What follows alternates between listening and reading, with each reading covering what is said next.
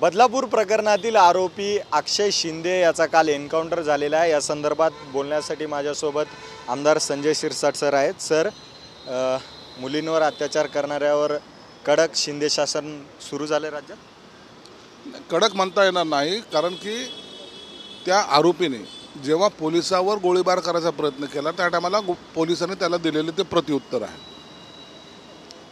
एखादा जर गुन्हेगार वेगळा जर असता तर त्याच्यावर तर आम्ही ते बुलडोजर कारवाई वगैरे सर्व करतो, परंतु अल्पवयीन मुलीवर केलेला हा अत्याचार ही महाराष्ट्राला लागलेला कलंक आहे। आणि म्हणून अशा आरोपींनी सुद्धा एवढं झाल्यानंतर सुद्धा जर तो रिव्हॉल्वर काढतोय, 3 फायर करतोय, पोलिसाचं रिव्हॉल्वर हिसकतोय, त्या टायमाला प्रत्युत्तर दिलं आणि त्यात त्याचा मृत्यू झाला असं प्राथमिकदृष्ट्या सगळं येतं आहे समोर। परंतु तरीही याची ही सखोल चौकशी ही पोलीस खात्यातर्फे केली जायला हवी। खरं तर विरोधक या गोष्टीवरून टीका करताना दिसत आहेत। मुख्य आरोपींना वाचवण्यासाठी, संस्था चालकांना वाचवण्यासाठी हा एन्काउंटर जो आहे तो ठरवून करण्यात आलेला आहे, अशी टीका खासदार संजय राऊत यांनी केली। मुख्य आरोपी कोण, हा बलात्कारी कोण, काहीतरी संबंध ताळमेळ तर लागला पाहिजे आणि पोलीस चौकशी करतायत ना। त्या संस्थेवर तो कामाला होता एवढं सर्व जग जाहीर आहे। आणि मग अशा वेळेला त्याने केलेलं कृत्य, त्याच्याकडे अनेक व्हिडिओसुद्धा सापडले होते। मग त्याच्यामध्ये कोण कोण आहेत हे निश्चित तपासामध्ये दिसणार आहेत। परंतु आता त्याचा फाउंडर कोण आहे, तो 100 वर्षाचा असेल तर त्याच्यावर गुन्हा दाखल करा असं म्हणणं कितपत योग्य आहे? कायदा सर्वांसाठी आहे, सर्वांना लागू आहे, परंतु एखादा नाहक जो आरोपी नसेल त्याला आरोपी बनवण्यासाठी कायदा नाही आहे।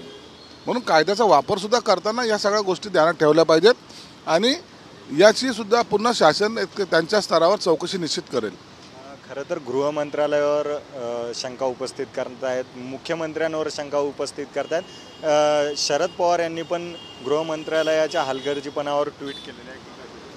हे बघा, गृह खातं हे अत्यंत सक्षम आहे, चांगल्या पद्धतीने काम करतं आहे, परंतु या समाजामध्ये अनेक ठिकाणी असे प्रवृत्ती जेव्हा आढळतात त्या टायमाला त्यांना शासन करणं हे शासनाचं काम आहे। म्हणून शासन कुणाला सोडणार नाही, परंतु गृह खातं आहे आणि त्यांच्या माध्यमातून त्यांच्या आशीर्वादाने काही घडलं असा कोणताही प्रकार नाही। म्हणून आरोप करताना सुद्धा जर गृह खात्याने त्याच्यावर ॲक्शन घेतली नसेल, काही केलं नसेल तर निश्चित त्याच्यावर आपण बोललं पाहिजे, परंतु सर्व करत असताना सुद्धा त्याच्यावर ताशेरे ओढणं हे विरोधी पक्षाचं काम आहे। संस्था चालकांसोबत शिंदे आणि फडणवीसांचे संबंध आहेत, त्यांना वाचवण्यासाठी ह्या सर्व हत्या करण्यात आलेली आहे अक्षय शिंदेची, अशी टीका संजय राऊत यांनी केली। संजय राऊत मूर्ख माणूस हो, काय संस्था चालक कोण, कसला, कुठला, काय घेणं देणं त्यांना?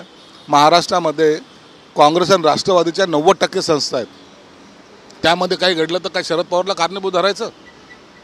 काय घडलं तर काय त्या चव्हाणांना कारणीभूत धरायचं? असं नसतं। संस्था हे संस्थेचं काम करत असते।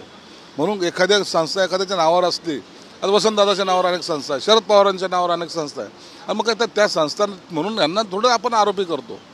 जो करेल त्याला शिक्षाही झाली पाहिजे, एवढंच आमची भूमिका असते। शेवटचा प्रश्न सर, जरांगेचं आंदोलनाहून लक्ष भटकवण्यासाठी हे सर्व करण्यात आलेले आहे, अशी टीका संजय राऊत यांनी केली। काय मूर्ख नाही, कळस अति आहे।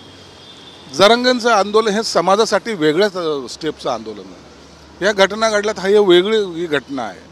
उद्या एखादा ॲक्सिडेंट झाला ती घटना वेगळी असणार आहे, आणि याला सगळ्याला मिक्सिंग करण्याचा काय संबंधच येत नाही ना। घटना वेगवेगळ्या घडू शकतात। एखाद्या ठिकाणी तर आग लागली, जरांगेचं आंदोलन नाही म्हणून तिथं आग लागली, असं होतं का कधी? पण ह्या मूर्खांना त्याचं हे नाही आहे, जाणीव नाही, म्हणून असे बेताल वक्तव्य करतात। अक्षय शिंदेच्या परिवारातले जे आहेत ते हे करतायत की पैसे घेऊन माझ्या मुलाची हत्या करण्यात आलेली आहे, अशी त्याची आई। त्याची योग्य ती चौकशी केली जाईल, कुणावरही अन्याय होणार नाही। पोलीस खातं आपलं काम जरूर करेल। पोलीस खातं आपलं काम करणार आहे आणि अक्षय शिंदे प्रकरणाचे जे एन्काउंटर झालेले आहे त्याची सखोल चौकशी होईल, अशी माहिती आमदार संजय शिरसाट यांनी दिलेली आहे। कॅमेरा पर्सन गणेश मोरेसोबत अजय धंजे, TV9 मराठी, मुंबई।